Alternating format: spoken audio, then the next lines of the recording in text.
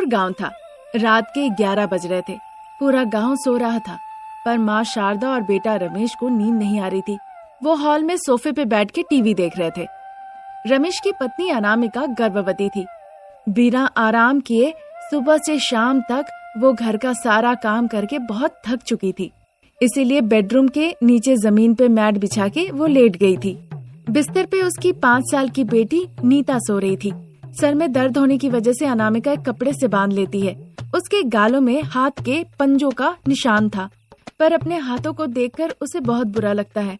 वो मनी मन खुद से कहती है, हे ईश्वर, अगली बार जब जन्म दीजिएगा तो मुझे औरत मत बनाइएगा, ऐसा कि पुरुष रूप में भी जन्म मत दीजिएगा, मुझे जानवर रूप में जन्म दीजिएगा। और अगर ऐसा ना हो पाए तो हे ईश्वर, मुझे अमीर लड़की बना के जन्म देना, ताकि दहेज की वजह से सास और पति से ऐसे लांछन न सहना पड़े। रानी जैसी जिंदगी हो, जो कि जीवन में सबसे महत्वपूर्ण है। प्रार्थना करके अनामिका आंखें बंद करती है। थकी हुई अनामिका की आंखें बंद हो जाती है और वो धीरे धीरे सो जाती है। सोफे में बैठ के टीवी देख रही शारदा घड़ी की तरफ देखती है। उस वक्त घड़ी में 11:20 हो रहे थे। फिर माँ और बेटा हॉल से धीरे धीरे बेडरूम में जाते हैं, जहाँ पे अनामिका सो रही थी। बिस्तर पे नीता नींद में बेहोश थी। माँ और बेटा जाके ये भी जांच करते हैं कि अनामिका सच में गहरी नींद में है या नहीं। उन दोनों को लगता है कि अनामिका सो नहीं रही है, वो अभिनय कर रही है। तभी शारदा कहने लगती है, बेटा रमेश, तुम उसके पैर पकड़ो, मैं उसका गला पकड़ती हूँ। सांस में अन ले पाने की वजह से छटपटाएगी और खुद ही जान दे देगी। फिर हम उसे लेक में जाके फेंक आएंगे। सभी को लगेगा आत्महत्या कर ली है। माँ, हम लोग अपना हाथ इस्तेमाल नहीं करेंगे, नहीं तो कई दफे उंगलियों के निशान शरीर में रह जाते हैं। अगर उसके पिताजी रघुपति को किसी भी तरह से शक हुआ तो वो पोस्टमार्टम करवा सकते हैं। फिर हमने मारा है, यह साबित हो जाएगा। फिर तो हमारा जेल हो जाएगा। नहीं नहीं, मुझे नहीं जाना। इसीलिए मैं एक तकिया लेकर उसके पैरों को दबाता हूँ और तुम दूसरा तकिया लेकर उसका मुंह दबा दो। ये तो अच्छी बात है, चलो वही करते हैं। ऐसा कह के रमेश एक तकिया लेता है और दूसरा तकिया अपनी माँ शारदा को देता है। फिर दोनों मिलके अनामिका की जान लेने की कोशिश करते हैं। तभी अचानक से अनामिका अपनी आंखें खोल लेती है। उसे देखकर दोनों आश्चर्य हो जाते हैं और एक दूसरे को देखने लगते हैं। ज्यादा दहेज के लिए आप लोगों ने मुझे मारा, पीटा, गालियां दी, खाना नहीं दिया, ये सब कुछ मैंने सह लिया, बस इसलिए क्योंकि आप लोगों ने मेरी बेटी को 2 वक्त बस खाना दे रहे हैं। पर आज आप लोगों को मेरी जान लेने में थोड़ी भी झिझक नहीं हुई, ये जानते हुए कि मेरे पेट में एक बच्चा पल रहा है। इसके बाद भी यहाँ रहना मेरा सही नहीं होगा, ये बात समझ गई हूँ। क्या तुम घर छोड़ने का हमें धमकी दे रही हो? नहीं सासू माँ, वैसे तो मैं चली जाऊंगी, पर जाने से पहले एक बात कहना चाहती हूँ। आप औरत नहीं है, चूड़ी बिंदी पहन के साड़ी लपेट के आप बस एक मूंछों वाले आदमी से कम नहीं। ऐसी बातें सुन के शारदा को बड़ा गुस्सा आ जाता है। वो अनामिका के गाल पे कस के एक थप्पड़ लगाती है। अनामिका के आंखों से आंसू बहने लगते हैं। उसके आंसू के 2-3 बूंद नीता के ऊपर गिरता है। वो नींद में ही उठ के देखने लगती है। शारदा जल्दी से मारना बंद करती है। अनामिका के गाल लाल हो चुके थे। अनामिका बहुत कोशिश करने के बावजूद उसके आंसू रुक नहीं रहे थे। लगातार उसकी आंखों से आंसू बह जा रहे थे। नीता सारी बातें थोड़ी थोड़ी समझ लेती है। माँ, दादी और पिताजी मिलके आपको मारे हैं ना?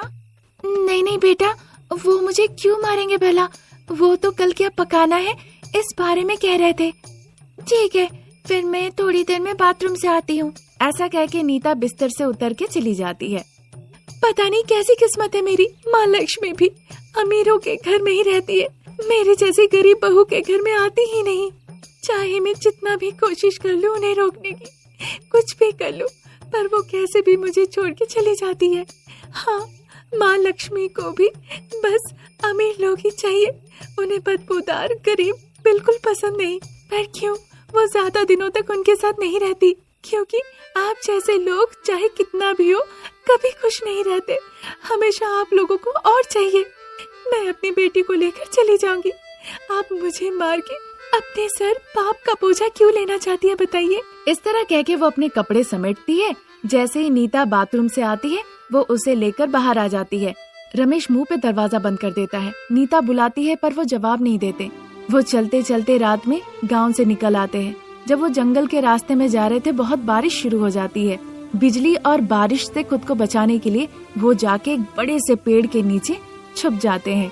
तभी एक बुजुर्ग औरत एक छाता लेके उस तरफ से आ रही थी। गर्भवती अनामिका को देखकर वो अपने कुटिया ले जाती है। वो बुजुर्ग महिला कहती है कि वो कुटिया उसी का है। वो पास के ही लक्ष्मी देवी मंदिर में काम करती है। अनामिका कहती है उसके लिए भी वो एक काम ढूंढ दे। ये सुन के वो महिला कहती है, लक्ष्मी देवी के मंदिर में सीढ़ियाँ साफ करना होगा और बिंदी लगाना होगा। बहुत सीढ़ियाँ है लेकिन। करूँगी चाची, अपनी बेटी के 2 वक्त के निवाला के लिए मैं कोई भी काम करने के लिए तैयार हूँ। ऐसा कहकर गर्भवती होने के बावजूद अपनी बेटी नीता को साथ में लेकर वो माँ लक्ष्मी देवी मंदिर चली जाती है। पास के ही झरने से पानी ले आकर मंदिर की सीढ़ियों को साफ करती है और उसकी सजावट करती है। वहीं पे मंदिर में भक्तों के द्वारा दिए गए प्रसाद फल मूल खाती है और जो दान दक्षिणा के पैसे होते थे उसी को वो बचा के रखा करती है। दिन गुजर रहे थे। एक दिन उसे बहुत बुखार आता है। वो मंदिर नहीं जा पाती है। वो घर पे ही बिस्तर पे लेटी हुई थी। नीता माँ देवी लक्ष्मी के तस्वीर के सामने हाथ जोड़ के कहती है, माँ लक्ष्मी, मेरी माँ को बुखार आया है। यहाँ पे कोई नहीं है देखभाल करने वाला। मैं छोटी बच्ची हूँ, मुझे नहीं पता क्या करना चाहिए, इसीलिए मेरी माँ आज मंदिर की सीढ़ियाँ साफ करने नहीं आ पाई। आप नाराज मत होना माँ पे। प्रार्थना के दौरान माँ लक्ष्मी वहाँ प्रकट हो जाती है और एक नौकरानी का भेष लेके वो अनामिका का सेवा करने लगती है। अपनी शक्ति से वो अनामिका का बुखार गायब कर देती है। अनामिका आंखें खोल के देखती है। उसे लगता है कि माँ लक्ष्मी खुद वहाँ पर आकर उसकी सेवा की है। इसीलिए वो प्रार्थना में कहती है, मुझे माफ कर दीजिएगा देवी माँ, मैंने आपके बारे में गलत सोचा था। आपने आज साबित कर दिया, गरीब हो या अमीर सब आपके लिए एक है। बस हम आपको कैसे चाहते हैं ये बड़ी बात है। मुझे क्षमा कर दीजिएगा माँ। अपनी गलत शब्दों की वजह से वो देवी माँ से माफी मांगती है। देवी माँ उसे सोने से भरा हुआ एक घड़ा देती है जिससे वो अपनी जीविका चला सके और फिर वहाँ से अदृश्य हो जाती है। तब से अनामिका अपनी बेटी नीता का ख्याल रखती है और खुशी खुशी जीवन बिताती है। सूरज पश्चिम में अस्त हो रहा था। अंधेरा धीरे धीरे घेर रहा था। रमेश की बहन अंजलि अपना सेल फोन लेती है और छत पे चली जाती है। छत पे खड़े होकर वो अपने भाई रमेश का घर लौटने का इंतजार कर रही थी, ताकि जब रमेश घर लौटे तभी उसे गली के अंत से ही वो छत से देख लेगी। वो नजरें टिकाई हुई थी गली में कि देखती है कि रमेश गली के रास्ते से होकर घर की तरफ आ रहा है। तभी वो भागते हुए अपनी माँ शारदा के पास हॉल में जाती है। माँ, भैया आ रहे हैं, तुम जाके उस महिला को कहो कि वो सो जाए। मैं जा रही हूँ कपड़े सुखाने के लिए। अरे हाँ, मैं तो उस बारे में भूल ही गई थी। ऐसा कह के शारदा हॉल से किचन की तरफ आती है। किचन में गर्भवती अनामिका थी जो रोते रोते खाना पका रही थी। उसे देखकर शारदा निष्ठुरता के साथ कहने लगती है, बहुत रोना धोना हो गया और बहुत खाना भी पका ली। बहू रानी, तुम्हारे पति, मेरा बेटा घर लौट रहा है, जाओ जाके सो जाओ। और याद रखना, हमेशा की तरह उसे देखकर मुस्कुराना, कुछ मत कहना, नहीं तो मुझे पता है क्या होगा सासू माँ। कम से कम डर के मारे ही तुम तो दायरे में रहोगी, नहीं तो मेरा बेटा को अगर शक हुआ ना। अपनी बड़ी बड़ी आंखें करके शारदा उसे धमका के कहती है। अनामिका उसे देखकर बहुत डर जाती है। उनका वो भयानक चेहरा देखकर चुपचाप डर के मारे वो बेडरूम में जाके सो जाती है। ठीक उसी वक्त रमेश घर लौट आता है। घर लौट के पार्किंग करते करते वो देखता है कि उसकी बहन कपड़े सुखा रही है। जैसे ही उसे लगा कि भैया देख रहा है, वो तुरंत अपने हाथों को दबाने लगी, मानो कि उसके हाथों में बहुत दर्द हो रहे हो। रमेश देखता है पर बिना कुछ कहे हुए वो घर के अंदर चला जाता है। रमेश के हाथ में लंच बॉक्स था। माँ। जब रमेश 1-2 बार माँ चिल्लाता है, शारदा अपना चेहरा लटकाते हुए धीरे धीरे अंदर से चल के बाहर निकल आती है। वो रमेश के हाथ से लंच बॉक्स लेती है और फिर अंदर चली जाती है। शारदा को देखकर रमेश को लगता है कि शायद वो बहुत ज्यादा थक गई हो। बेचारी मेरी माँ दिन भर काम कर करके थक जाती है। बहन के भी हाथों में दर्द हो रहे हैं सारे कपड़े धो के सुखाने में। एक नौकरानी रख लेता हूँ, थोड़े पैसे लगते हैं तो लगने दो। यही सब सोचते सोचते वो बेडरूम में जाता है। देखता अनामिका बिस्तर में लेटी हुई है। वो नाटक कर रही थी सोने का, पर उसके आंखों में आंसू थे जो रमेश ने गौर नहीं किया। वो आकर कहने लगा, अनामिका उठो, अनामिका आज हमें 8 बजे तक चेकअप के लिए जाना है, पता है ना? मैंने ये बात माँ से कह दिया था, माँ ने तुम्हें कहा कि नहीं? उन्होंने कहा था जी, पर काफी वक्त था, ये सोचकर मैं थोड़ा लेट गई ऐसे। मैं 10 मिनट में रेडी होके आता हूँ, तुम चेकअप के कागजात लेकर तैयार रहो, ठीक है ना? अच्छा ठीक है। अनामिका को इस तरह से कह के रमेश वॉशरूम की तरफ चला जाता है। अनामिका डॉक्टर के कागजात लेके तैयार होके इंतजार कर रही होती है। फिर 10 मिनट के बाद रमेश अनामिका को लेकर हॉल में आता है। माँ और बहन को बताता है कि वो अनामिका को चेकअप के लिए ले जा रहा है।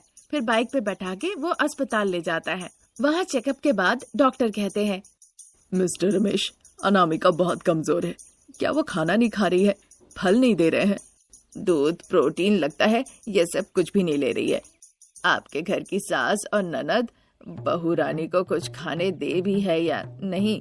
अगर ऐसा ही चलता रहा तो बच्चे और माँ दोनों के जान को बहुत ज्यादा खतरा हो सकता है, डिलीवरी में मुश्किल होगी। जब डॉक्टर इस तरह से गुस्से से कह रहे थे, अनामिका कुछ कह नहीं रही थी। ये नहीं कह रही थी कि वो सब कुछ समय समय पे लेती है। अनामिका को जवाब ना देते देख रमेश इस बारे में सोचने लगता है। तब रमेश को अपनी माँ और बहन पे थोड़ा शक होता है। रमेश जानना चाहता था कि आखिर में उसके पीठ पीछे होता क्या है घर में। रमेश अनामिका को घर ले जाता है, उसे खाना देता है, दवाई देता है। फिर अनामिका सोने चली जाती है। फिर रमेश डाइनिंग टेबल पे आता है और अपनी माँ और बहन के साथ बैठ के खाना खाने लगता है। माँ, मैं आपको और अंजलि को एक अच्छी खबर सुनाने वाला हूँ, जिसे सुनने के बाद आप दोनों खुशी के मारे मानो की उछल पड़ेंगी। मैं इस घर के लिए एक नौकरानी रखने वाला हूँ।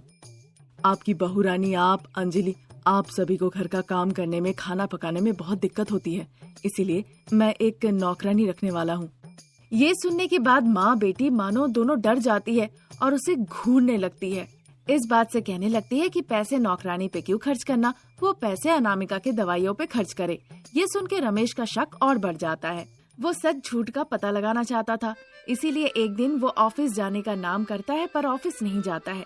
पीछे के दीवार फान के वो चुपके से घर के अंदर आके बेडरूम में बेड के नीचे सो जाता है। ये बात सास और ननद को पता नहीं था। वो अनामिका के कमरे में आती है और उसे डांट फटकार लगाने लगती है। ए लड़की, जाके उठो और घर का सारा काम काज और खाना पकाओ। जैसे मेरा बेटा आने लगे आके चुपचाप यहाँ सो जाना। और एक बात याद है ना, हमारे खाने पीने का समय? याद है अंजलि, अभी गर्मा गर्म मुझे नाश्ता बनाना होगा। 12 बजे तक मुझे जूस बनाना होगा। 2 बजे तक मुझे पकौड़ी, दाल, सब्जी, चिकन फ्राई, सांभर, ये सब कुछ बनाना होगा। तुम लोगों के खाने के बाद बचा खुचा खाना मैं खाऊंगी, फिर बर्तन धो के कपड़े धोऊंगी, उसके बाद फिर आके मैं खाना बनाऊंगी। ऐसा कहते कहते अनामिका रोने लगती है। वहाँ से शारदा और अंजलि चली जाती है। बिस्तर के नीचे बैठे रमेश ये सब सुन के उसकी आंखें भर आती है। तुरंत वो बिस्तर के नीचे से निकल के अनामिका के पास आता है। अनामिका रमेश को देखकर उसे पकड़ के तब तक रोती है जब तक उसका जी चाहता है।